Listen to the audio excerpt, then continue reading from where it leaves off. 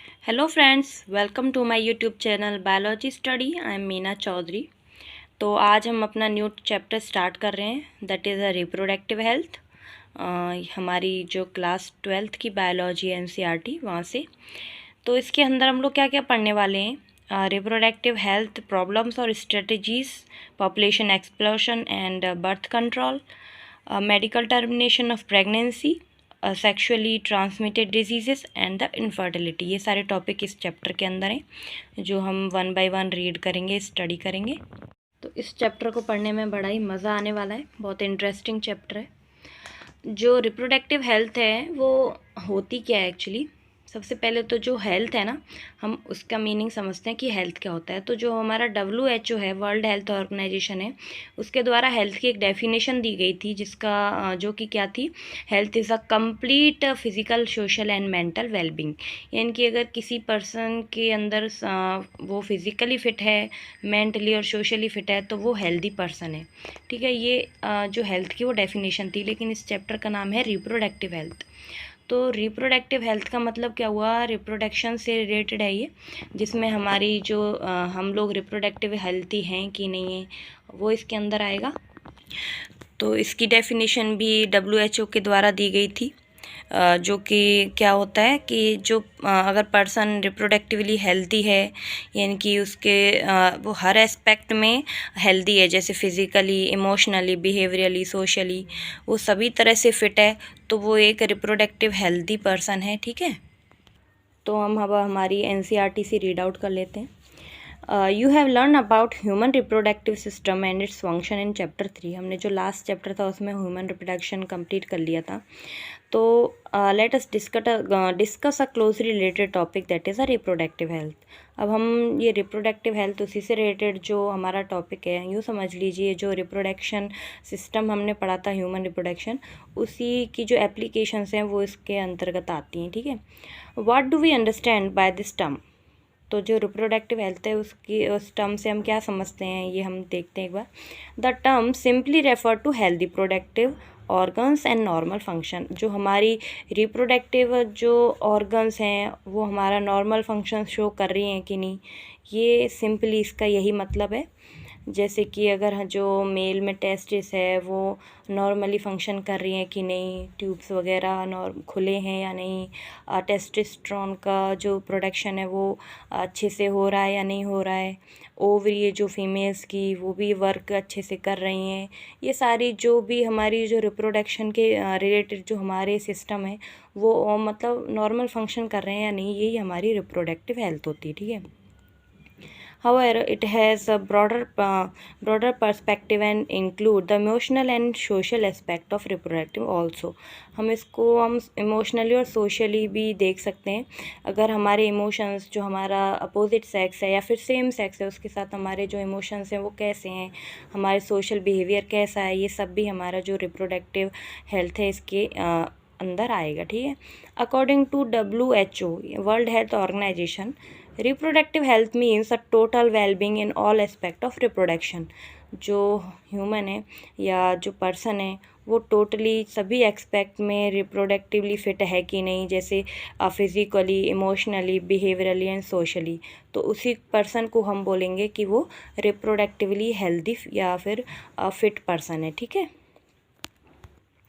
therefore, a socially will people having a physically and functionally normal reproductive organs and normal emotional and behavioral interactions among them in all sex-related aspect might be called reproductively healthy.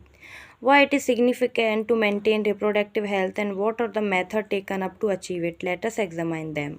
तो जो हमारी reproductive health है उसको हम कैसे maintain कर सकते हैं, उसके क्या फ़ायदे हैं और हम उनको कैसे अचीव कर सकते हैं, तो यही सारे जो हेल्थ मतलब जो भी मेथड्स हैं वो हम आगे पढ़ने वाले हैं। तो reproductive health programmes and strategies क्या हैं वो हम एक बार पढ़ लेते हैं। तो पहली बात तो हमारे इंडिया ना फर्स्ट था जिसने फैमिली प्रोग्राम जो है वो स्टार्ट किया था, फैमिली प्लानिंग प्रोग्राम। तो इसलिए ये हमारे लिए गर्व की बात है कि ऑल वर्ल्ड में हमारा जो इंडिया था वो फर्स्ट था जिसने क्या किया था, ये प्रोग्राम स्टार्ट किया था। तो एक बार रीड करते हैं पहले यहाँ से। India was amongest the first country in the world to initiate action plan and programmes at a national level to attain total reproductive health as a social goal. ठीक है, तो जो हमारा इंडिया था वो फर्स्ट कंट्री था जिसने कि ये जो फैमिली प्लानिंग प्रोग्राम है उसको नेशनल लेवल पे प्रोग्राम चलाया था, और टोटल रिप्रोडक्टिव जो हेल्थ थी वो एक सोशल गोल रखा गया था मेंटेन करने के लिए। This programme called family planning were initiated in 1951, जो कि 1951 में इनिशिएट किया गया था, लेकिन आज के टाइम हम इसको बोलते हैं RCH, reproductive child health programme. ठीक है, where and were the periodically assessed over the past decades, improved program covering wider reproduction related areas are currently in operation under the popular name reproductive and child health care। तो बहुत सारे जो सदियां हैं वो बीत गई हैं, उसके बाद जो ये प्रोग्राम है इसका नाम चेंज होके क्या हो गया आज के टाइम पे reproductive and child health care. ठीक है, creating awareness among the people about various reproduction related aspect and providing facilitates and support for building up reproductively healthy society are the major takes under these programs। तो जो ये RCH programme है इसके under क्या क्या आ जाते हैं, जैसे फैमिली प्लानिंग है वो आती है, सेक्सुअल हेल्थ अवेयरनेस आ जाते हैं, सेक्स एजुकेशन है, programmes of control the sexual diseases. ठीक है, and the pregnant and mother के जो न्यूबॉर्न बेबीज़ है, चाइल्ड हेल्थ है, वो सब इसी के अंदर आती है। और जो एमनियोसेंटेसिस था ना वो हम आगे पढ़ेंगे, उसका जो मिसयूज़ है वो भी इसके अंडर आता है। और जो non hormonal and non steroidal pill है ना, जिसको हम सहेली भी बोलते हैं, वो भी इसके अंडर ही आती है। तो ये सारे जो प्रोग्राम है वो RCH के द्वारा चलाए गए थे। बहुत सारे जो अवेयरनेस प्रोग्राम है वो चलाए गए हैं, और कुछ स्लोगन्स भी दिए गए थे, जैसे कि हम दो हमारे दो, और कौन से जैसे छोटा परिवार सुखी परिवार, ये सारे जो स्लोगन्स हैं जो ये क्या कर रहे हैं पीपल्स के बीच में ये अवेयरनेस फैला रहे हैं। तो इसीलिए ये सारे जो बैनर्स हैं, सिंबल्स हैं, तो ये स्लोगन्स हैं, ये सारे के सारे जो पॉपुलेशन है उसके बीच अवेयरनेस फैलाने के लिए सारे प्रोग्राम्स चालू करे गए थे। ठीक है, नेक्स्ट पैरा देखते हैं। With the help of audio, visual and the print media, government and non-governmental agencies have taken various steps to create awareness।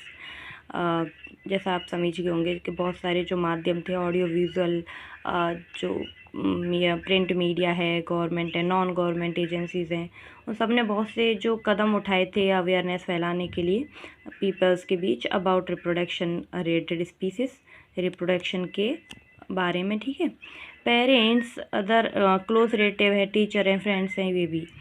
तो introduction of sex education in school should also be encourage to provide right information to the young so that discourage childrens from believing in myth and having a misconceptions about sex related aspect. तो जो schools हैं वहाँ पे भी बोला गया कि sex education के बारे में पढ़ाने के लिए, रिप्रोडक्टिव हेल्थ के लिए, जिससे कि जो बच्चे हैं उनके अंदर भी अवेयरनेस आए और उनके दो मिथ हैं और मिसकंसेप्शन है वो सारे क्या हो जाएं, ठीक हों, और उनको जो राइट इन्फॉर्मेशन है वो मिल सके। ठीक है, proper information about reproductive organs, adolescence and related changes, and safe and hygienic sexual practices, sexually transmitted diseases, all etc would help people, especially those in the adolescence age group, lead a reproductively healthy life। Educating people, especially females couple, those in a marriageable age group about available birth control option, care of a pregnant mother, postnatal care of the mother and child। ठीक है, importance of breast feeding, equal opportunities for the male and female child, importance of breastfeeding, equal opportunities for male and female child would address the importance of bringing a socially conscious healthy families of desired size Awareness of the problem due to uncontrolled population growth, social evils like sex abuse and sex-related crimes etc. need to be created to enable people to and take up a necessary step to prevent them and thereby build a socially responsible for and healthy society. तो इसमें क्या बताया गया था कि जो sex education है वो प्रोवाइड करी जाए ताकि जो स्कूल जो चाइल्ड हैं वो भी इसको अच्छे से समझ पाएँ और जो भी मिसकंसेप्शन है उनके वो क्लियर हो जाएं, क्योंकि जो एडोलेसेंस स्टेज है ना इसमें बहुत सारे जो हार्मोनल चेंजेस होते हैं जिसकी वजह से जो male and female child students हैं उनके अंदर कुछ हार्मोनल चेंज होने की वजह से वो सही गलत में फ़र्क नहीं कर पाते हैं। तो इसीलिए उनको सेक्स एजुकेशन प्रोवाइड करना बहुत इम्पॉर्टेंट हो गया था। तो इसमें इसलिए बोला गया था कि जो स्कूल स्टूडेंट्स हैं उनके भी जो सब्जेक्ट हैं उसमें ये रिप्रोडक्टिव हेल्थ जो चैप्टर है उसको इंक्लूड किया जाए और इनको पूरी जो इन्फॉर्मेशन है वो दी जाए। सेक्सुअल ट्रांसमिटेड डिजीज़ के बारे में पढ़ाया जाए कि जो अनसेफ सेक्स है वो ना किया जाए और जो सेक्सुअल प्रैक्टिसेस हैं जो हाइजीनिक होनी चाहिए, सेफ़ होनी चाहिए, ये सब उनको बताया जाए और पीपल्स को भी एजुकेट किया जाए। ठीक है, स्पेशली जो फर्टाइल कपल्स हैं उनको एजुकेशन मिलनी चाहिए ताकि जो कपल्स हैं ना उनमें भी जो प्रेग्नेंट मदर है उसकी केयर कैसे करनी है, पोस्ट नेटल केयर कैसे करनी है, जो ब्रीस्ट फीडिंग है वो कैसे करानी है, ये सभी मतलब इसके बारे में नॉलेज हो पीपल्स को और जो हेल्दी फैमिली है वो अच्छे से ग्रो कर पाए। और कुछ अवेयरनेस जो प्रोग्राम है वो भी चलाए गए थे ताकि जो प्रॉब्लम्स है अनकंट्रोल्ड पॉपुलेशन ग्रोथ है उसको कम किया जाए और जो मेल एंड फीमेल के बीच जो डिस्क्रिमिनेशन किया जाता है जैसे फीमेल चाइल्ड को अबॉर्शन करा दिया जाता था तो वो सब ना कराया जाए और सभी को मेल एंड फीमेल चाइल्ड को इक्वल समझा जाए। तो इसी के लिए जो हमारी रिप्रोडक्टिव हेल्थ है और सेक्स एजुकेशन है वो बहुत इम्पोर्टेंट जो हुई है हमारी लाइफ में, क्योंकि सेक्स एजुकेशन के बिना जो हमारे हार्मोनल कंट्रोल हैं इंफॉर्मेशन उनकी हमको राइट नहीं मिल पाती है। तो इसी वजह से जो हमारी पॉपुलेशन है उसके बीच मिसकंसेप्शंस क्रिएट हुए थे। इसीलिए जो सेक्स एजुकेशन है वो आज के टाइम पे बहुत इम्पोर्टेंट रोल प्ले कर रही है। ठीक है, तो अब हम पढ़ लेते हैं एमनियोसेंटेसिस के बारे में। एमनियोसेंटेसिस क्या होता है? जो एमनियोसेंटेसिस है वो एक तरह से टेस्ट होता है जो कि एमनियोटिक फ्लूइड होता है ना उसको निकाल कर उसका टेस्ट किया जाता है, उसको परफॉर्म किया जाता है। लगभग जो 15 से 16 वीक का जो चाइल्ड हो जाता है ना प्रेगनेंसी में तब ये टेस्ट किया जाएगा। तो जो 15 से 16 वीक का जो फीटस बनेगा उसको जो कि मतलब सेकेंड ट्राइमेस्टर में लगभग 4th मंथ पर, तो जैसे ये हमारा फीटस है और इसके साइड में ये एमनियोटिक फ्लूइड भरा हुआ है। ठीक है, जिसके ये आउटर साइड में जो एमनियोन लेयर है और इसके अंदर ये कैविटी पाई जा रही है। कैविटी के अंदर ही जो एमनियोटिक फ्लूइड है वो भरा रहता है। तो जो ये एमनियोटिक फ्लूइड है ना ये फीटस के कांटेक्ट में ही है, तो इसलिए जब फीटस की कोई भी डेड सेल होंगी, कोई भी जो एक्सक्रीटरी प्रोडक्ट है, कुछ भी टूट के जो सेल हैं वो कहाँ पे चली जाती है? एमनियोटिक फ्लूइड में चली जाती हैं। तो इसीलिए जो एमनियोटिक फ्लूइड है उसको क्या एक फाइन नीडल से एक सिरिंज से क्या करेंगे उसको निकाल लिया जाता है और उसको निकालने के बाद उसको डिटेक्शन के लिए यूज़ किया जाता है। किस किस का डिटेक्शन किया जाता है इसमें? क्रोमोसोम कोई डिसऑर्डर तो नहीं है, जेनेटिक डिसऑर्डर तो नहीं है, कोई मेटाबॉलिक डिसऑर्डर्स तो नहीं है और and it is also used in the sex determination. तो इसीलिए जो एमनियोटिक फ्लूइड था ना इसका यूज़ किया जा रहा था इन जो सभी डिसऑर्डर्स हैं इनको डिटेक्ट करने के लिए कि जो फीटस है उसके अंदर ये कोई डिसऑर्डर तो नहीं है, ताकि हम इसका पता लगा सकें और जो फीमेल है वो अगर कोई इनमें से डिसऑर्डर पाया जा रहा है तो वो अपना अबॉर्शन करवा सके और अपनी प्रेगनेंसी है उसको टर्मिनेट कर पाए। तो इसीलिए इसको जो एमनियोटिक फ्लूइड टेस्ट था जिसको हम लोग एमनियोसेंटेसिस बोल रहे थे ये किया जाता था कम से कम 15-16 वीक के बाद। ठीक है, तो इसमें ये क्या किया, लोग जो हैं वो आगे जो सेक्स डिटर्मिनेशन है वो भी इससे करवाने लगे, क्योंकि इसमें पता लग जाता था कि जो फीटस का सेक्स है वो मेल है या फीमेल है। तो जैसे ही वो अगर टेस्ट के बाद पता लगता था कि फ़ीमेल चाइल्ड है, तो वे क्या करते थे, फ़ीमेल फीटिसाइड करते थे, जिससे क्या होगा, फ़ीमेल जो चाइल्ड होगा वो क्या है, उसको मतलब अबॉर्शन करवा दिया था, मार दिया जाता था, जिसकी वजह से फिर इसको बैन कर दिया गया। तो जो ये तीनों हैं, chromosomal disorder, genetic disorder, metabolic disorder, ये तो अभी भी हम चेक करवा सकते हैं, लेकिन जो सेक्स डिटर्मिनेशन है वो हम अब नहीं करवा सकते, क्योंकि इससे क्या हुआ, पॉपुलेशन ग्रोथ अनबैलेंस हो गई थी, जिससे क्या हुआ था, जैसे मेल का जो मेल चाइल्ड थे उनके नंबर बढ़ गए थे, फीमेल चाइल्ड के नंबर घट गए थे, जो कि हमारी मेंटेलिटी थी इंडियंस की। है अभी भी बहुत लोग हैं जो कि इक्वल नहीं मानते हैं मेल और फीमेल को, इसीलिए वो फीमेल को बोझ समझते और उसको क्या करते, बच्चे को गर्भ के अंदर ही मरवा देते थे।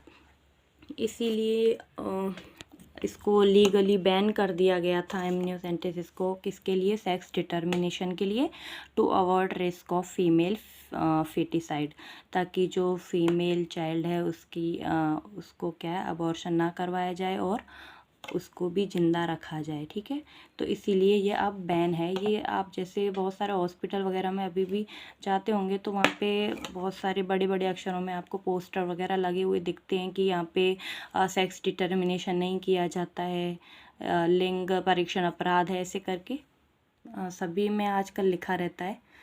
ठीक है, तो अब हम इसको हमारी NCERT से भी रीड कर लेते हैं। Successful implantation of various action plans to attain reproductive health require strong infrastructure facilities, professionals expertise and maternal support.